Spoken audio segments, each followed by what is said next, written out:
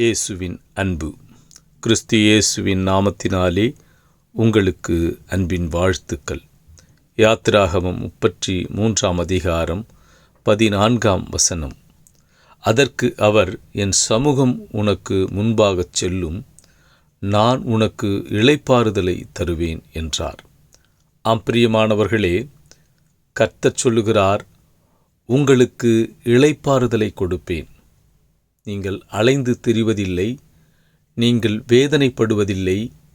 உங்களுக்கு இளைப்பாறுதலை கொடுத்து சமாதானத்தை கொடுப்பேன் என்று கர்த்தர் சொல்லுகிறார். நீ நடக்க வேண்டிய வழியை நான் உனக்கு காண்பிப்பேன். என் சமூகம் உனக்கு முன்பாக கடந்து செல்லும். இதோ நீ போகிறதுக்கு முன்பதாக உன் வழிகளில் ஏற்படும் பிரச்சனைகள், இதோ களைகள், கரடு முரடுகளை நான் நீக்கி, கோணலானவைகளை செவ்வைப்படுத்தி, இதோ கரடானவைகளை சமன் செய்து, நான் உன்னை அதிலே நடக்க பண்ணி, உனக்கு பிரச்சனை ஏற்படாதபடிக்கு வெற்றியை கொடுப்பேன் என்று கர்த்தர் சொல்லுகிறார். இதோ பலவீனங்கள், பிரச்சனைகள் இருந்தாலும் கர்த்தர் உமக்கு முன்பாக சென்று அவர் கோணலானவைகளும் எல்லாவற்றையும் சரி செய்து இதோ உன்னை அதில் நடக்க பண்ணுவார். அவர் உனக்கு வெற்றியை கொடுக்கிறார்.